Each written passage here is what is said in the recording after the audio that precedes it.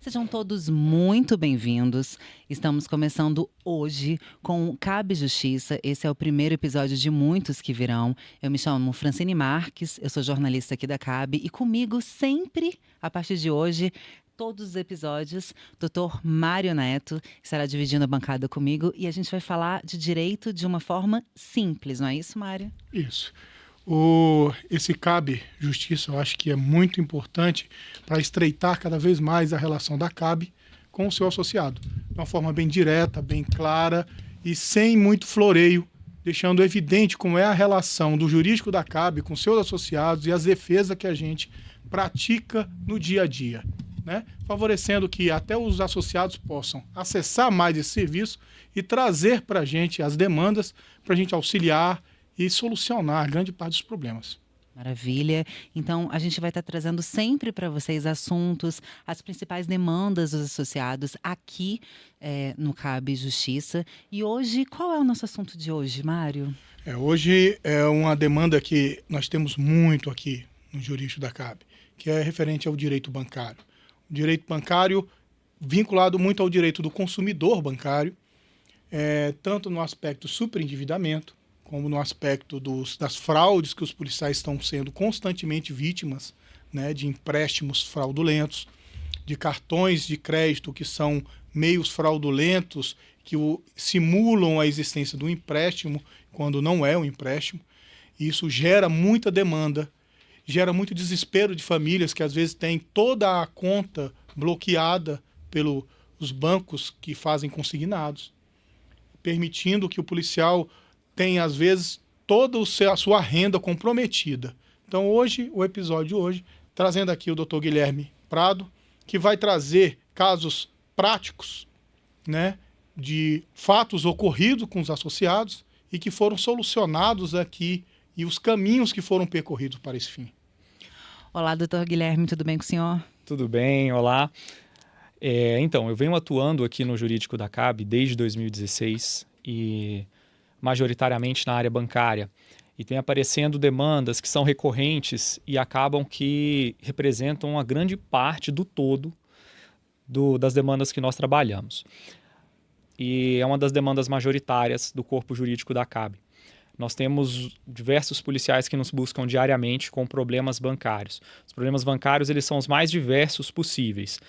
Uma grande maioria se trata de fraudes bancárias, em que os policiais são contatados por correspondentes com oferta de serviços vantajosas. Nem sempre são ofertas vantajosas de uma forma desproporcional, são bem críveis e os correspondentes induzem eles a equívocos, que eles acabam contratando operações que eles não pretendiam. No início, o policial buscava uma portabilidade de um empréstimo para reduzir o valor da parcela, ele acaba contratando um novo empréstimo e a situação financeira dele, que já estava ruim, ao invés de ter uma solução para aquele problema, é gerado um novo problema. Além disso, a gente tem uma demanda muito grande também pela falha na oferta de serviço com clareza de cartões de créditos consignados. Muitos policiais nos buscam que eles tenham um desconto no contra-cheque. Doutor, é só a primeira parcela, está descontando a parcela 1. O que é isso? Ele não foi orientado no momento da oferta de serviço e por questões também envolvendo endividamento, que muitas vezes são cumuladas com as fraudes, porque justamente o policial buscando solucionar aquele problema financeiro que ele e a família dele vem passando, ele acaba entrando numa fria, vamos dizer assim, e cai nesses contos dos correspondentes bancários. Agora, Guilherme, o que são correspondentes bancários? Quem são essas pessoas? Os correspondentes bancários são pessoas jurídicas que se cadastram junto às instituições financeiras para ofertarem os serviços bancários. Eles possuem um login e uma senha de acesso, muitos são corretos e trabalham de uma forma ética, idônea. E o que acontece? Eles ligam para as pessoas e ofertam o serviço. É uma forma que o banco achou de ofertar o serviço dele com baixo custo. Ele não está abrindo uma agência no município, na cidade, ele só está cadastrando uma PJ que, se ela conseguir efetivar um contrato, ela vai receber uma pequena comissão. Então, para o banco, é extremamente vantajoso. O que nós percebemos que vem acontecendo, até pelas demandas que estão trazidas pelos policiais para a gente? A remuneração do correspondente bancário, ela é uma remuneração ok, mas muitos ficam insatisfeitos com essa remuneração e acabam ocorrendo fraudes. Nós temos encontrados muitos nos processos. Os correspondentes falam que eles passam login e senha para lojistas parceiros, no sentido de ter um auxílio na oferta de serviço. E com base nesse argumento, eles justificam eventual fraude que tenha ocorrido. E aí que surge a figura da portabilidade. O que seria a portabilidade? Portabilidade seria você tirar um empréstimo de um banco, passá-lo para outro banco com taxas mais vantajosas. Então, poderia ocorrer uma redução do valor da parcela, um recebimento de um troco, que é variável os valores. Como que esses processos têm chegado para a gente? Primeiro chega um policial que ele não sabe o que aconteceu. O policial chega aqui normalmente com a seguinte demanda: olha, um representante do banco me ligou, segui as orientações dele, mas não deu certo, eu não sei o que aconteceu. Então a gente chega no primeiro momento do atendimento, a gente tem uma dificuldade e a gente vence ela com algum trabalho, mas é de identificar o que efetivamente ocorreu naquele caso.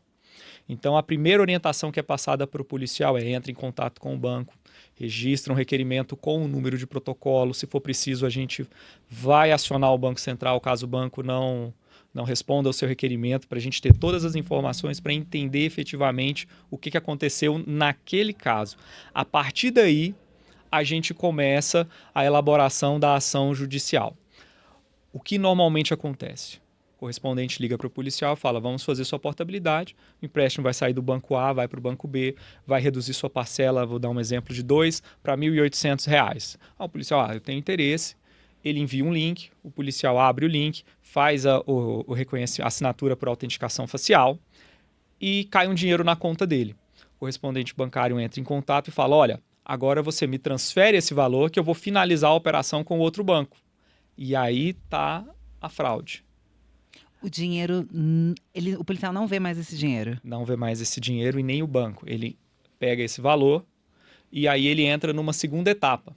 Porque muitas vezes o policial identifica: olha, o outro contrato ainda está constando na minha folha, na prévia do mês que vem. Mas aí o que acontece? Não, está resolvendo, o sistema está regularizando, o sistema vai regularizar.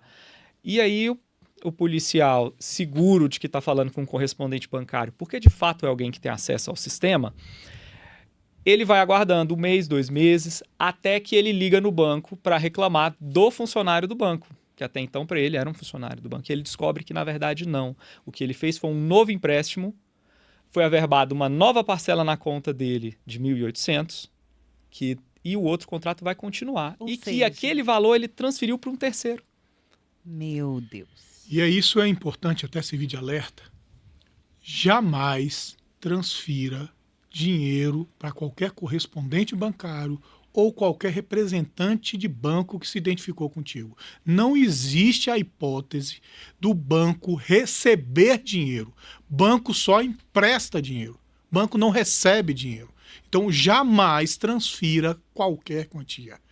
Quando houver informação, e eles se apresentam muito fácil ali, porque ele chega com teus dados bancários, ele vai ter o acesso ao quanto era o empréstimo, ele tem acesso à prestação, ele se apresenta de um formato como se fosse representante do banco. E o policial, havendo todo aquele cenário que foi criado, né? Olha, ele tem meus dados, minha conta, meu empréstimo, minha prestação, me oferece uma situação mais vantajosa. Ele fala: eu estou tranquilo, eu estou falando com alguém do banco. Só que ele não está falando com alguém do banco, ele está falando com um golpista. Só que quando eu transfiro aquele dinheiro, aquele golpista ele some, porque ele já conseguiu o que queria. E não vai pagar teu empréstimo para assumir aquela prestação anterior. É isso que o doutor Guilherme está deixando claro. Então, essa situação é mais comum do que a gente pensa. E é curioso, né, Guilherme, que a gente tem aqui, aí a gente vai conversar com o policial, aí ele fica até envergonhado. Nós dois já atendemos. Muitos casos. E o policial chega assim: nossa, eu tô com vergonha, doutor, porque eu sou policial. Eu vejo golpes e eu caí num golpe. Mas é porque é perfeito, né? É isso que o Mário tá falando. Exatamente. Ele tem todos os meus dados. É impossível, assim. A gente às vezes você no desespero... Mas isso é uma coisa também legal. Às vezes você no desespero de uma diminuição de 200, 500 reais, R$1.000, Por exemplo, nesse caso, nesse exemplo que você falou, ele devia 2.000, aí para 1.800, agora ele deve 3.800, né? Perfeito. E outra, eles têm uma atratividade também, que é o seguinte, é o troco, igual o Guilherme falou. Ele vem, olha, eu estou vendo aqui que você está devendo 100 mil. Vamos fazer o seguinte, vamos fazer a portabilidade desse 100 mil seu, a prestação vai cair e eu vou te depositar 20 mil na conta ainda. Você ainda fica com 20 mil ainda. Aí o policial, opa, então quer dizer que eu vou ter a prestação menor, ainda vou ter um dinheiro agora para eu tirar um aperto que eu estou momentâneo? Vai. Aí ele faz. Muita vantagem, né? Muita. Desconfie da vantagem excessiva, né? Desconfie de alguma coisa. Mas primordial, nunca transfira quantia algum para correspondente bancário, representante de banco, nunca. Não existe isso. Mas, só aproveitando, Guilherme, essa situação que você cita, me tem alguma lembrança de um caso específico, sem citar nome, lógico, nem do banco, nem da pessoa, que você lembre de uma situação semelhante? E como foi o desenrolar do começo ao fim? Temos vários casos aqui. Cada caso tem um mundo dentro dele, então é difícil até de usar um padrão, porque cada caso tem os seus detalhes, ocorreu de uma forma, foi 1, 2 ou 3 contratos. Nós temos casos aqui de que a pessoa, confiando no correspondente, chegou a cair em 6 sucessivos, porque acreditou que o primeiro tinha dado certo, forjaram uma carta de quitação do banco, enviaram para ele, ele viu a carta com o logo, um alerta, logo não quer dizer nada, tomem cuidado com isso. E aí ele foi fazendo mais um, no final nós tivemos que entrar com ação para anular 6 contratos.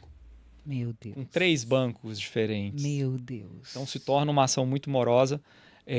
Nós temos os casos aqui, inclusive, de colegas nossos. Tá? É muito comum a vítima ter a vergonha de ter caído no golpe. Mas não precisa, né? Não porque precisa, a gente faz eles são esse trabalho, muito eles perfeitos, são especializados. são especialistas, exatamente. Conheço policiais que, só retomar um pouco esse assunto, porque essa é uma questão importante, a vítima é vítima. Ela não tem que ter vergonha de ter sido Isso, vítima. exatamente. Ela tem que ir atrás dos direitos dela. Conheço policiais que chegaram aqui quando entenderam o que tinha acontecido, justamente chegaram aqui com a dúvida, quando eles entenderam tudo que tinha acontecido, ele virou para mim e falou, eu mereci, doutor, eu vacilei e não quis adotar nenhuma medida. Aí estou com vergonha do que eu fiz. Assumiu para si aquilo. Assumiu o prejuízo para si e foi embora. Que isso também é ruim, né? Horrível, porque Péssimo. você Estimula deixa o de crime. punir, Isso. você deixa de punir quem deveria, você deixa de mostrar banco.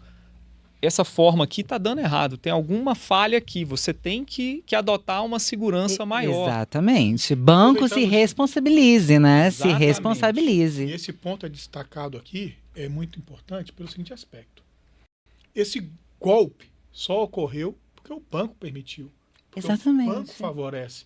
No afã de ganhar dinheiro, no afã de coletar cada vez mais empréstimo, ele diminui os controles e espalha as informações, violando, inclusive, um tópico que o Dr. Guilherme pode falar depois, a respeito da proteção dos dados. Então, o banco tem, sim, responsabilidade. Toda vez que a gente cai num golpe, a gente fica procurando, e até a autocrítica, né? Pô, eu errei também. Mas, primeiro, não se cobre demais. Se fosse tão simples de detectar o golpe, não era tanta gente que caía. Ele é bem feio. Claro, com Primeira certeza. coisa. Segundo, o fato de ser policial não exclui de você cair num golpe, Exatamente. né? Então, assim, todos nós somos humanos. Não ainda há super-homem nem super-mulher, né? Apesar de que são, porque são que protegem a coletividade. Eles são heróis, mas eles também estão suscetíveis, né? E principalmente no momento de desespero, também é importante, eu acho, que as pessoas tomem cuidado de não tomar nenhuma atitude pela emoção, né? Porque é bem isso que esses especialistas... A gente está falando de estelionatários, né? Exatamente. Então, que a gente está falando... Esses estelionatários, eles também sabem trabalhar com a emoção, né? Porque é uma arma muito E boa, o né? desespero hoje dos endividados, ele permite que aquele também procure a tábua de salvação. E aquela tábua de salvação está oferecida pelo estelionatário, né? Então, nesse caso, inclusive, que o Guilherme está contando, a respeito dos 6, a tábua sempre foi oferecida e ele foi pegando. Olha, eu vou conseguir. Com esse eu consigo, com esse eu consigo. Ele fez 6. Né? Então, mas é isso, Guilherme. Continua aí para a gente explicando esse caso seu aí. Vou exemplificar um dos casos que apareceu aqui, que foi um dos casos mais deram trabalhos para a gente, e justamente começou assim. Doutor, eu caí numa fraude, não entendi o que aconteceu. Então, nós começamos um trabalho de analisar. Conseguimos, após acionar o Banco Central, cópia dos contratos, porque o banco se recusou a dar cópia para o cliente, para o consumidor.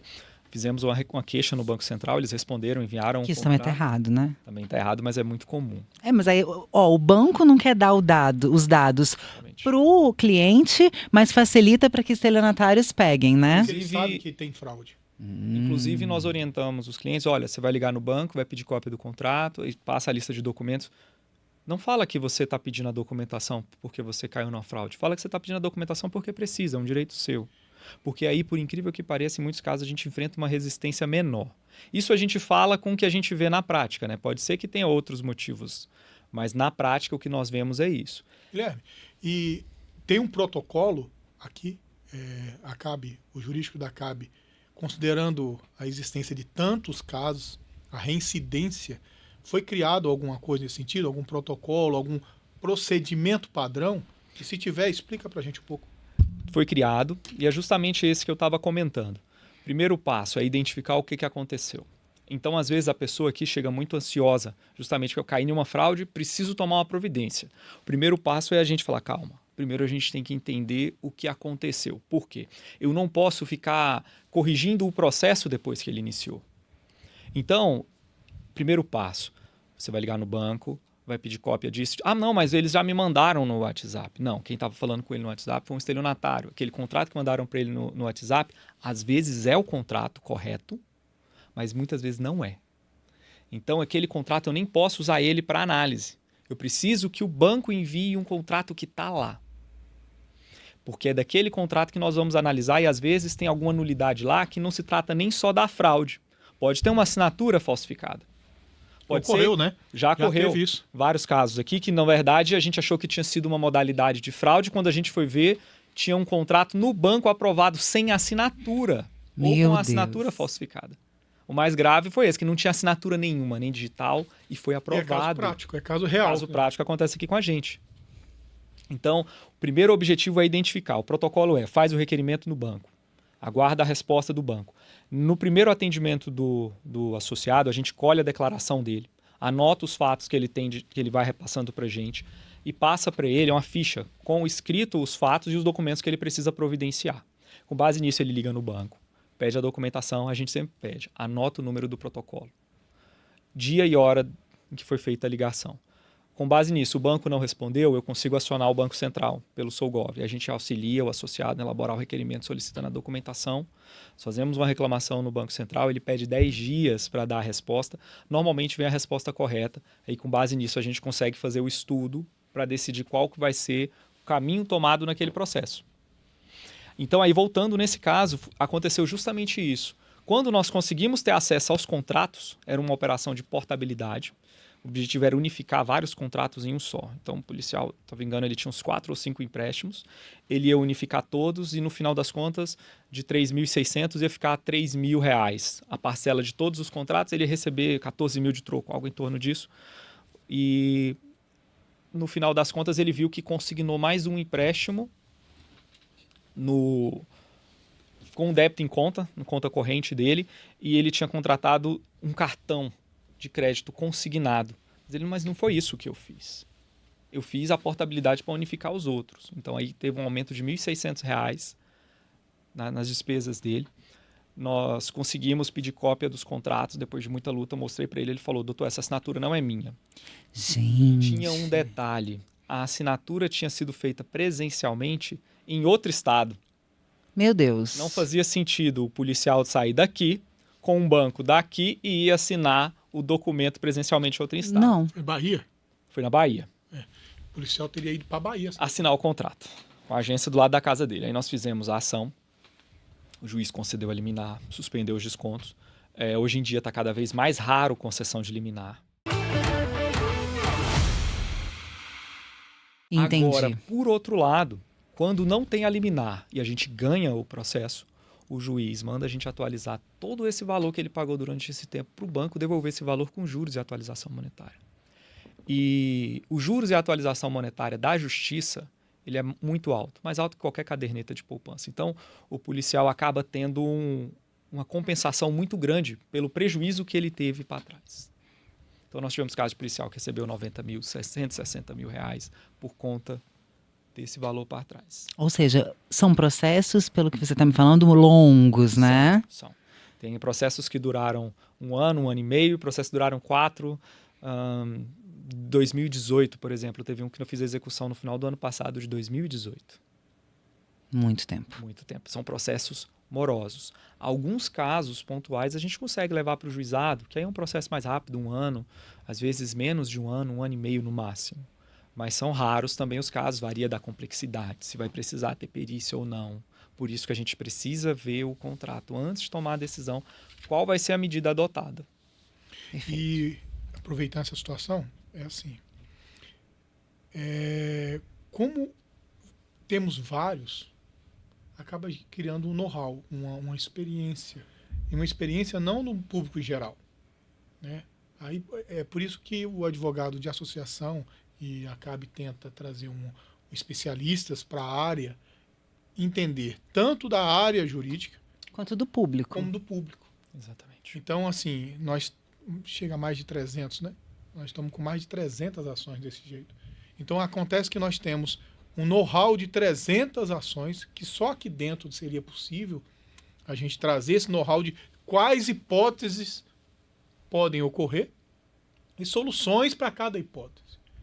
Então, isso é bom, porque o que a gente está trazendo aqui, o Dr. Guilherme está trazendo, são casos reais que já até transitaram em julgado, em favor do associado. Então, quando ele fala aqui que um associado recebeu 90, 160, são casos reais que aconteceram e a gente executou em favor. Maravilha. Né? O importante também destacar nesse ponto aqui, que apesar de não ser causa ganha, é uma causa que, se ela for construída com todas as informações, a chance de êxito é muito grande. Tá? Então, assim, existem algumas que são perdidas, a gente recorre, vai até a última instância. É porque aí depende do entendimento do juiz, né? O entendimento do juiz, depende das provas que foram produzidas, porque muitas provas se perdem no caminho. Dar um exemplo aqui, até para alertar alguns policiais, que esses correspondentes bancários, às vezes eles fazem a portabilidade e realmente fazem uma portabilidade. Só que aí eles prometem o seguinte: olha, o seu empréstimo era 86 parcelas, ele vai continuar 86. Mas aí, feita a portabilidade, o policial olha lá e fala: olha, mas está 96. Ele, não, mas quando chegar na parcela tal, que vai regularizar. A gente já fez o requerimento no banco. Não regulariza. Se está 96 é porque foi feito errado e está em 96. Não espera para o final, não espera a 20ª parcela, não espera a 10ª parcela, porque o que eles fazem? Eles vão aplicando vários golpes até que comece a estourar. Quando começa a estourar, eles somem. Então, eles tentam ganhar tempo. Olha, o seu está errado, mas daqui 3 meses, ou mês que vem, daqui 6 meses, vai regularizar. Não regulariza. Liga no banco. Primeira coisa a se fazer é ligar no banco. Tá tendo uma oferta de serviço dessas, liga no banco, se inteira direitinho, nunca transfira valores. Essas operações o próprio banco faz de forma interna no sistema, de banco para banco, eles fazem as movimentações financeiras. Nunca passa.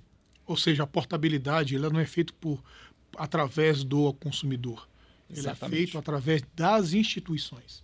É banco. Esse dinheiro aqui, que vai para pagar o empréstimo do outro banco, quem sai é de um banco para o outro banco. Perfeito. Aproveitando que o doutor Guilherme a respeito dessa situação do golpe, destacar que portabilidade não é feito com a participação do consumidor.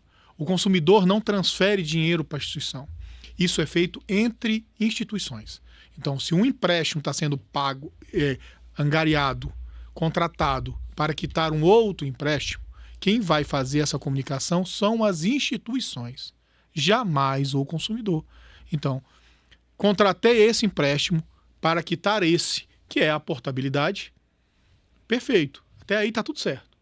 Só que quem vai pagar é uma instituição com a outra, não o consumidor. Então, renovando o doutor Guilherme falou, jamais transfira qualquer quantia, porque eles deveriam fazer espontaneamente entre as instituições. Perfeito. Então, assim, bateu uma quantia na sua conta e estão pedindo para você transferir, tem alguma coisa errada. Tem alguma coisa errada.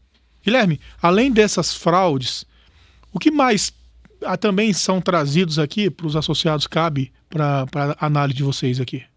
Então, uma outra questão que tem uma demanda muito intensa é a questão do cartão de crédito com reserva na margem consignada. O que acontece nesses casos? Existe um cartão de crédito que ele vai ser descontado direto na folha de pagamento do policial por meio de uma abertura de uma margem adicional. Então, isso cativou muitos policiais porque é uma margem extra. Então, ele tinha a margem consignada padrão para os empréstimos consignados e se ele fizesse esse cartão, ele ia ter mais 5% só para esse cartão. O que aconteceu nesses casos? Houve uma oferta de serviços um tanto quanto falha da forma como foi ofertada. Eram representantes que iam nos batalhões fazerem a oferta desse serviço, montavam o stand, e o que era passado para os policiais é, olha, você vai pagar o cartão com desconto na folha. Ele, que bacana, então eu vou pegar um valor, vou fazer um saque. Então ele pegava ali um valor que girava em torno de 8 a 16 mil reais, fazia esse saque, e todo mês era descontado na folha de pagamento dele um valor para ele estar quitando o empréstimo. Aí passam 2 anos, 3 anos, 4 anos, e averbado na folha sempre parcela 1 de 1. Aí 4 anos, igual aconteceu aqui, 5 anos, ele liga no banco e fala, olha, não passou da hora de vocês, já deu 60 parcelas, não passou na hora de quitar esse cartão? Ele, não, meu senhor, o que o senhor está pagando durante todo esse tempo é só os juros. Só o mínimo do cartão de crédito. Meu Deus. O que é descontado na folha de pagamento dos policiais, de todos os servidores de um geral, por conta desse cartão, é o mínimo da fatura. Então, todo mês, ele pagava o mínimo da fatura. Então, era muito comum chegar um caso aqui, ele falou, doutor, eu saquei 8, já paguei 26 e estou devendo 8. Então, essa era uma demanda que chegava aqui com uma certa regularidade. E aí, o que acontece nesses casos? Que a gente tem alertado muito os policiais. O primeiro ponto, houve um tempo que a gente ganhava essas ações na justiça.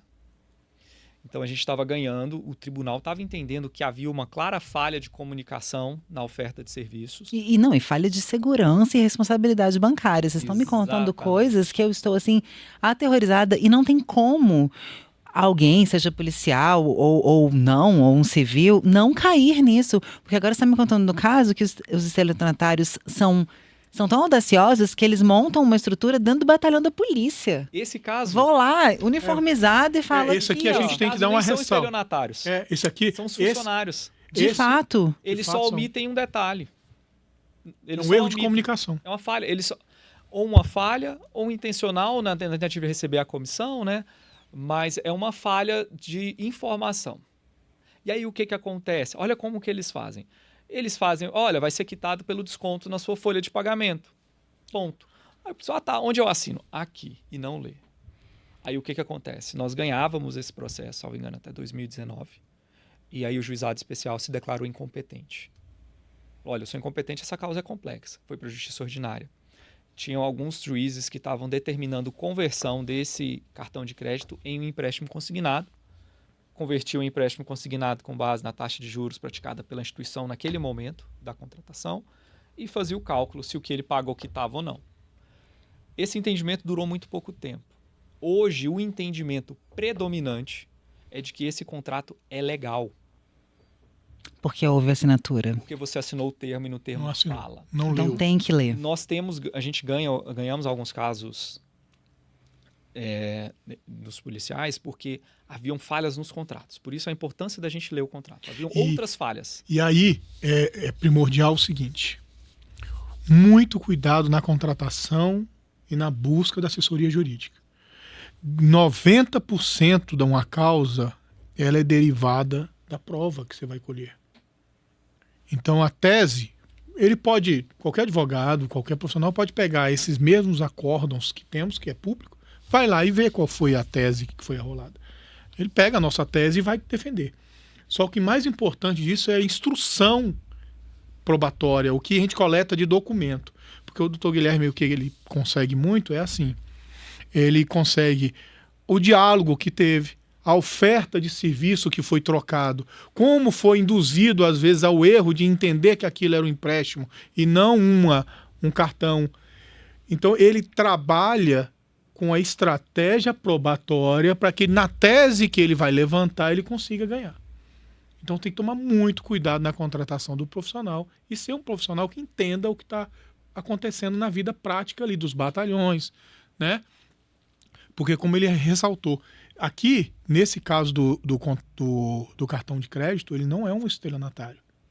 Ele é um comissionado que maliciosamente omite algumas informações ou deixa o policial entender de maneira diferente. Meias verdades, né? Meia verdade. Na verdade, o golpe está no silêncio. Ele está em não alertar. Olha, meu amigo, isso aqui que ele vai descontar lá é o mínimo da fatura. Se tu não pagar alguma coisa além do mínimo, é como se fosse um cartão de crédito normal. Você vai ficar devendo o resto da tua vida. Ele esquece de falar isso. Porque senão o policial não contrataria. Sim. Ele achou que estava contratando empréstimo. E o Mas policial teve não hipótese, lê. né, Guilherme? E o policial não lê o contrato, né? Não lê. Ou na É oferta. porque confia. Mas o doutor Guilherme conseguiu várias vezes aqui mostrar que havia uma má fé. Não foi, Guilherme, em relação a isso? E um dos casos que foi interessante, tinha escrito no contrato o número de parcelas. Manuscrito, o contrato todo redigido, digitado pelo próprio sistema, as condições, tudo, e tinha escrito no contrato, de caneta, tantas parcelas. Aí o juiz reconheceu a fraude. Raros casos, porque isso ocorreu há muitos anos, a maioria dessas fraudes, dessa oferta de serviço defeituosa, ocorreu em 2016, 2017, ali no máximo 2018. Muitas vezes o policial chega aqui e às vezes ele até conversou pelo WhatsApp com o correspondente. Muitas vezes é o correspondente. E aí ele já não tem mais essa conversa. Então eu não consigo provar. Aí a gente também tem que ver a questão seguinte: o juiz chega para ele um contrato assinado, com todas as cláusulas descrevendo como tem que ser, e o policial falando: olha, eu fui enganado pelo representante do banco. Aí o juiz fala: me prova. Aí normalmente o policial chega, pede a inversão, doutor. Eu falei: não é assim. Eles não deferem inversão nesse caso. A gente tem que apresentar elementos que houve. O que seria inversão? Inversão do ônus da prova funciona em alguns casos, que é o seguinte: a gente pede para o juiz, fala: excelência, pontualmente sobre isso aqui, inverte o ônus da prova, porque eu não tenho condições de produzir essa prova, mas o banco tem, e é de fácil produção. Considerando que meus argumentos, que todos os fatos que eu trouxe aqui são verdadeiros e eu provei outros pontos, inverte. Aí o que o juiz faz? O juiz presume legalmente que tudo que foi dito sobre esse ponto pelo funcionário público é verdade. E fala: banco, me prova que ele está mentindo. Perfeito, entendi. Então, em alguns casos nós conseguimos, só que nesse caso é muito genérico. Então os juízes não têm autorizado. Aí o que nós fazemos aqui na CAB? A gente explica muitos riscos. Então, às vezes vem um policial e fala: doutor, mesmo assim eu quero tentar o risco. Tem chance? Aí nós fazemos uma análise. Recentemente eu fiz uma análise para um policial e falei: olha, das 8 turmas, 2 estão favoráveis. Turmas, o que são as turmas também? Aproveitar esse momento para explicar. Tem um juiz singular, que é, por exemplo, o juiz de cada circunscrição, de cada área, cada região administrativa tem o seu juiz. Ele analisa e a gente recorre e vão para as turmas. No Tribunal de Justiça são 8 turmas cíveis. Então, quando a gente vai fazer a análise desse risco, a gente pega as decisões dessas turmas e apresenta para o servidor público, para o associado: olha, dessas 8, tantas estão contra. Se perder, a consequência é essa, porque aí vem as custas processuais que ele vai ter que arcar e os honorários do advogado da outra parte, se perder. Então, esses honorários giram em torno de 10% a 20%. E aí, do valor todo que foi discutido, se ele perder a causa, além de continuar com o empréstimo, ele tem que pagar um percentual sobre isso para o advogado da outra parte. Aumenta-se a dívida. Aumenta o prejuízo. Então, a gente deixa isso muito claro. Mas mesmo assim, às vezes o policial chega e fala: doutor, eu quero tentar. A gente tenta. A gente pega as teses desses... Porque, assim, existem as teses, mas existe o risco. Então, nós temos teses razoáveis para aplicar nisso. Nesses casos, a gente trabalhava muito com as teses de: houve falha na oferta de serviço, não me explicou, pensei que era um empréstimo consignado porque ele apresenta todas as características práticas de um empréstimo consignado. Foi depositado um valor na minha conta e está descontando na minha folha de pagamento. A única coisa diferente aqui é que abriu uma margem. E muitos policiais nem sabiam que era um cartão. Ah, doutor, eu fiz um empréstimo. Aí a gente vai ver: não, um cartão. Mas você já faz uma estatística, então, nessa análise das turmas, né? Faço. A última vez que eu analisei estava 2 por 6. de acolhimento 2 de teses contra, em favor 6 contra e 2 a favor. Nossa. do acolhimento da tese de que Houve o falha cartão na- consignado seria empréstimo, Exatamente. o erro na oferta. Isso. 2 aceitam, 6 não, é isso? Isso. E aí o que acontece? Dentro dos 2 que aceitam, algumas decisões deles esporádicas estavam negando. Então ainda tem esse detalhe. Então a gente faz essa análise de risco para entender por que algum negou, algum foi favorável, até que ponto foi favorável ou foi contrário. Entendi, porque senão o cara fica com a dívida e ainda ganha mais um custo, que é todo esse custo que você estava explicando, né? Exatamente. Se ele perder. Exato. Então vamos lá. Das 2 turmas que julgam favorável, dentro delas existem alguns pedidos sendo julgados improcedentes. Então nós fazemos a análise desses acórdãos que são feitas pelas turmas e vemos as teses. E quando nós vamos fazer a petição para o associado, aquele que decide assumir o risco, a gente coloca todas essas teses no processo. A primeira tese é que houve falha no dever de informação pelo banco, porque ele não esclareceu como funcionava o contrato, e justamente por ele se assemelhar a um contrato consignado tradicional, o cliente é induzido a erro facilmente. Além disso, a gente vem com outras teses. A gente bate também no artigo 51, inciso 4º do Código de Defesa do Consumidor, que ele fala que mesmo que um contrato seja legal, que ele esteja dentro da lei, se ele produz uma vantagem econômica desproporcional para uma das partes, ele pode ser anulado para preservar o equilíbrio. Então nós falamos, excelência, não é proporcional uma pessoa que pegou 8, pagou 27 e está devendo 8. Então, com base nisso, me dá a quitação do contrato. Que eu não estou nem falando em pedir ressarcimento, nem nada. Já se livrar da dívida, né? Só me dá a quitação desse empréstimo, porque o que eu paguei proporcionalmente já é, numa questão de equilíbrio, suficiente para quitar essa dívida. Só que, infelizmente, mesmo assim, a gente tem essas dificuldades. Mas quando o policial decide assumir o risco, a gente faz um bom trabalho para ele, ele fica ciente, assina um termo dessas questões que a gente passa para ele, porque ele pode vir a ter um prejuízo Sim, mais na frente. sim. Então a gente passa todas essas orientações, especialmente porque muitas vezes no Google é divulgada uma facilidade que não corresponde com a realidade. Entendi. Então nem tudo que parece né, doutor Guilherme? Perfeito. Guilherme, agora já adentrando a um outro tema que eu acho que é bem relevante, que é o superendividamento. Queria que o senhor conversasse aqui com a gente. Como se apresentam aqui essas questões aqui no Jurídico CAB? Aqui na CAB a gente tem um público que vem extremamente otimista.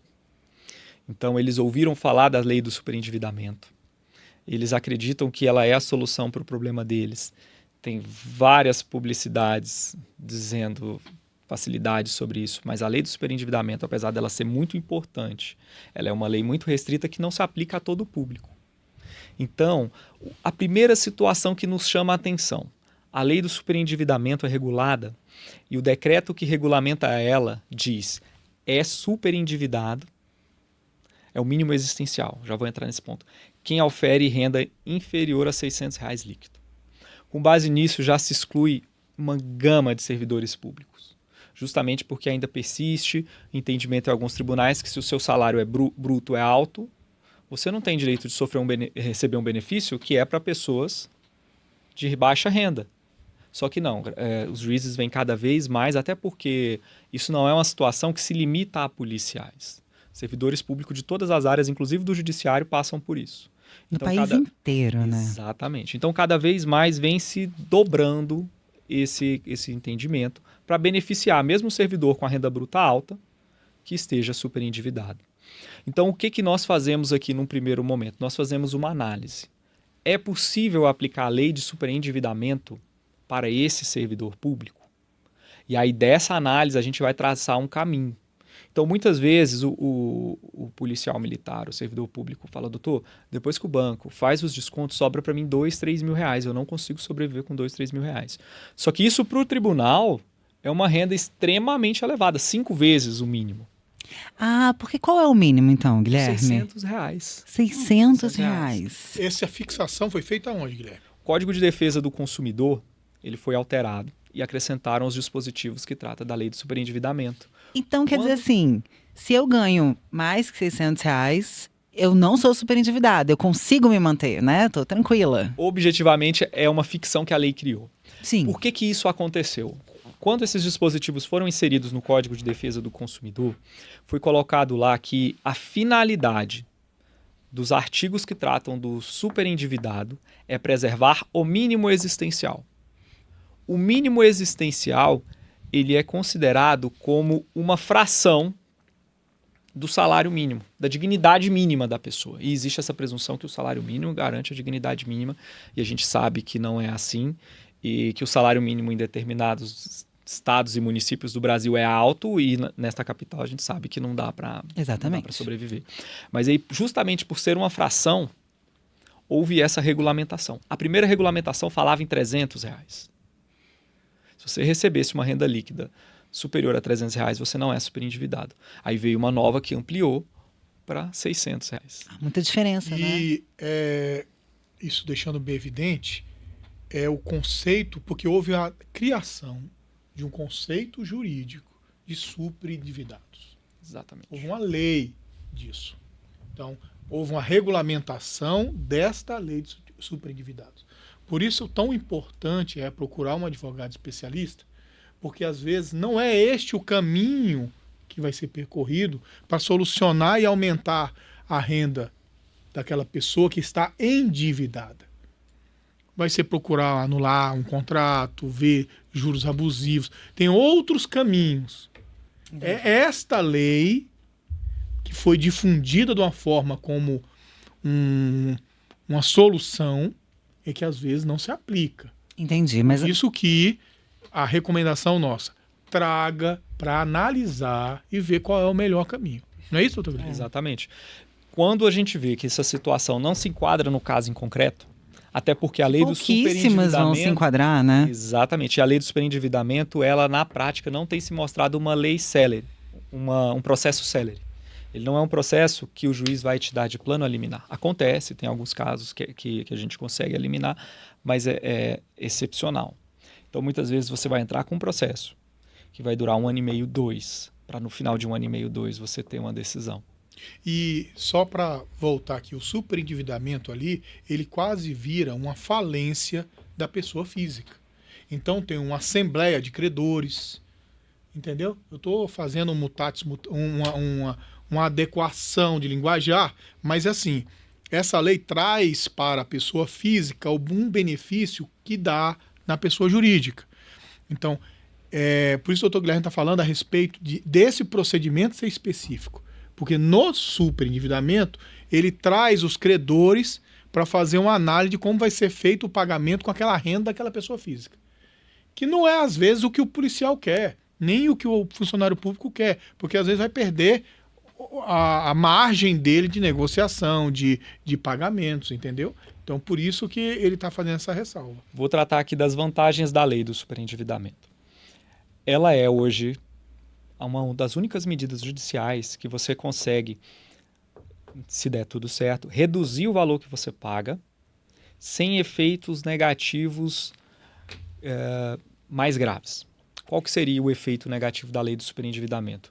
A lei do superendividamento estabelece que quando você for fazer um plano para o pagamento daquelas dívidas, você também estabeleça um plano para você não voltar a se endividar. E o plano normalmente é o seguinte, olha, eu vou ficar impossibilitado de contratar qualquer operação de crédito durante a vigência do parcelamento. Eu não vou contratar mais operações de crédito. Então é feito esse plano, essa é a consequência negativa. Ela dando certo, você consegue reduzir ou excluir total ou parcialmente os juros daquelas operações, assegurando aos bancos que eles recebam pelo menos o valor que ele te emprestou atualizado, para ele também não ficar nesse prejuízo. E aí ela te proporciona essas vantagens ao final. A maior desvantagem dela é justamente a demora e um dispositivo que diz o seguinte: o juiz ele não está preso ao meu plano de pagamento. O juiz pode estabelecer no final do processo que você vai pagar o banco de uma outra forma que ele entende que é correto e que ele entende que é suficiente para você sustentar a sua família. Pode ser que você entenda que não. E talvez nem então você seja, vai tirar, né, esse poder seu de decisão para um juiz estabelecer um plano para você pagar. Entendi. Que talvez não seja suficiente. Claro que daí vai caber recurso e tudo mais, mas é um risco que a pessoa se expõe. Por isso, a lei do superendividamento não é a resposta para tudo. Então, o que nós fazemos aqui? A gente separa, olha, o seu caso é de superendividamento. O seu não. O seu, você é inadimplente. Vamos ver o que está acontecendo aqui. doutor, o banco está pegando 100% do meu salário. O banco não pode pegar 100% do seu salário. Você tem o direito de sobreviver. A gente vai fazer uma outra ação. Vamos fazer uma ação, pedir para preservar a sua dignidade? Aí vamos cancelar essa autorização que o banco tem para tomar todo o seu salário? Eu nunca deu. Toda vez que você faz uma abertura de conta, que você contrata um empréstimo, tem cláusula que autoriza o banco a pegar o seu salário. Resgatando aquela situação, doutor Guilherme, em relação à situação do policial que tem grande parte da sua renda e do seu salário, da sua remuneração, em consignados, né? Sim. Então ele passa a receber uma quantia muito pequena porque o banco já resgata aquilo na própria fonte pagadora. Existe algum procedimento aqui adotado pelo jurídico da CAB no sentido de permitir a volta da dignidade, mesmo que administrativamente? Existe alguma situação? Isso é uma dúvida que chega bastante aqui, justamente porque os policiais tentam chegar aqui, doutor, preciso mexer, tirar o consignado. Hoje, no consignado, não tem assim, uma medida eficaz, prática, que a gente tem adotado que tenha surtido efeitos rápidos. Nesse caso, a gente volta para a ação, que é o seguinte: eu preciso preservar a minha dignidade. E aí a gente seleciona a melhor forma de atuar para que o juiz entenda que é possível preservar essa dignidade. O que acontece muito é porque, além do consignado, existem os parcelados, a fatura do cartão, que é feito com débito em conta. E aí, nesses casos, às vezes o policial está sem dinheiro para comer. Olha, o banco simplesmente provisionou, é uma expressão que eles trazem muito, provisionou todo o meu salário. Tudo, até o limite do cheque especial, às vezes, vai junto. Para a quitação de um determinado contrato, para a liquidação de um contrato, ou às vezes é só assim, eu recebo 4 mil, eu tenho que fazer um pagamento de uma parcela de um parcelado, de uma renegociação que foi feita na conta corrente, e ela pega R$ 3.600. Doutor, sobra R$ 400, eu não consigo pagar água e luz e comprar comida. Muitas vezes, até esse caso é difícil da gente enquadrar na lei do superendividamento por algumas nuances, e aí a gente adota um procedimento para revogar essa autorização que foi dada para o banco fazer esse desconto em conta. E é judicial ou dentro do... Em alguns casos, o procedimento resolve até administrativamente. Quando ocorre um indeferimento, a gente não consegue administrativamente, a gente judicializa, é feita a judicialização desse processo para garantir que o banco não faça mais o débito desse contrato direto na conta corrente. Aí aqui vem uma orientação muito importante que a gente passa para os policiais, que é o seguinte: essa interrupção ela pode ser por período indeterminado ou por um período fixo. Então, muitas vezes ele fala: doutor, eu preciso disso aqui porque vai acontecer isso e isso, vou receber um valor, um aumento, ou vou quitar um contrato, aí eu consigo voltar a pagar. Então, eu quero pedir por 2 meses, 1 mês, 3 meses. E aí a gente vai tentando justamente adequar a realidade do policial. Por isso que cada caso é um caso. Ou às vezes não, doutor, simplesmente não tenho condições. Eu falo: olha, o contrato é exigível. O banco vai poder te cobrar essas parcelas. Ele vai te mandar os boletos. Você tem que fazer esse pagamento. Se você não fizer, ele pode judicializar. Aí a gente faz todo esse alerta para o policial antes dele escolher a medida que ele vai adotar. E é importante ter esse alerta porque muitas vezes o policial vai fazer uma ação dessa e ele não sabe das consequências práticas. Porque aí ele se torna um inadimplente em relação a esse contrato. Mas o que eu vejo muito, né, e a gente presencia, é que às vezes é o ato de desespero. Exatamente. Ele não tem mais alternativa. Porque o consignado e o débito em conta já come tudo. Então, o que acontece? É melhor para ele depois fazer uma defesa quando o banco cobrar o contrato e tentar ali uma renegociação, tentar discutir cláusulas, mas permitir que ele passe a receber alguma coisa. Porque o que o banco faz? O banco é um credor, né, meio que privilegiado. Porque o dinheiro vai cair na conta. Então, ele se paga primeiro e depois libera. Exatamente. Ele não tem a disponibilidade de... não, vou escolher aqui entre te pagar e comer. Exatamente. Eu acho que eu vou comer. Prefiro ter o nome limpo ou passar fome. Basicamente essa a decisão de muitos casos. Que alguns chegam. Então, o banco não me importa o teu nome limpo. Me importa e se tu vai comer. Me importa que eu vou pegar aqui e você não vai ter acesso ao dinheiro que é dele. Em muitos casos aqui, o policial sai do atendimento jurídico para o CAB social. Ele precisa de uma cesta básica. Esse mês ele não tem comida. Muito triste essa situação, né? Triste, muito triste. Não, e nesse aspecto aqui na CAB, e aí é testemunhos, né, que a gente faz, porque nós estamos dia a dia aqui na CAB. Exatamente. Todos os dias tem advogado atendendo. Então acaba que as mazelas vividas na prática a gente sente aqui. Então, quando o doutor Guilherme fala do CAB social, é porque tem policiais que vêm buscar auxílio de cesta básica.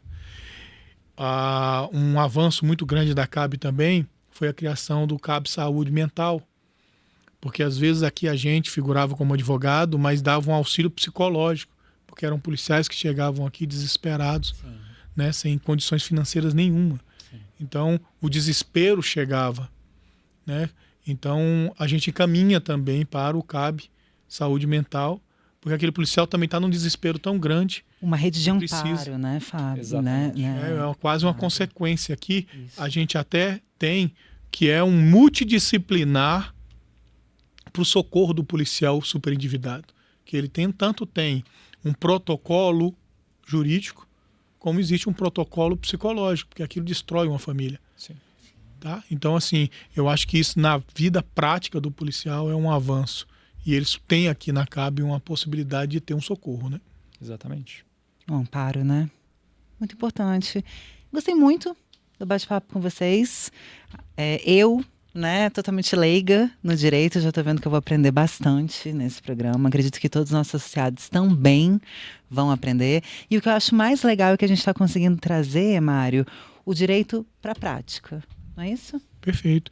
Eu acho que a gente tem que aproximar cada vez mais o associado do jurídico CAB, da CAB, e permitir que ele entenda a realidade, né? Vamos tentar ao máximo aqui dentro das nossas participações diminuir o linguajar muito rebuscado, diminuir conceitos jurídicos, que acho que aqui não vai ser importante, e trazer casos práticos que permitam que às vezes você se identifica. Não, eu estou nessa situação. E aqui foi conversado muitas coisas que acolhe muita gente. Então, eu agradeço ao Dr. Guilherme aqui pela participação e qualquer dúvida, e venham conhecer o Dr. Guilherme presencialmente aqui na CAB, que ele vai estar aqui para atendê-los. E agradeço, viu? Eu que agradeço a oportunidade de participar, acho muito importante, até porque a gente difunde esses alertas que muitas vezes são feitos individualmente e a pessoa com vergonha da situação, ela não divulga. E aí acaba que aquela propaganda de facilidades prepondera sobre a verdade entre os grupos, né? Nem tudo que parece Exatamente. Né? E é importante, então, que a gente saiba, os nossos associados, que há essa rede, como o Mário falou, de acolhimento, né? De ajuda, de auxílio aqui dentro da CAB. Então, a gente começa com o jurídico. Se precisar do social, por favor, temos também. Temos também Clínica CAB Saúde Mental. E é a CAB trabalhando em prol da família PMDF. Muito obrigada. É isso, eu que agradeço. Muito obrigado.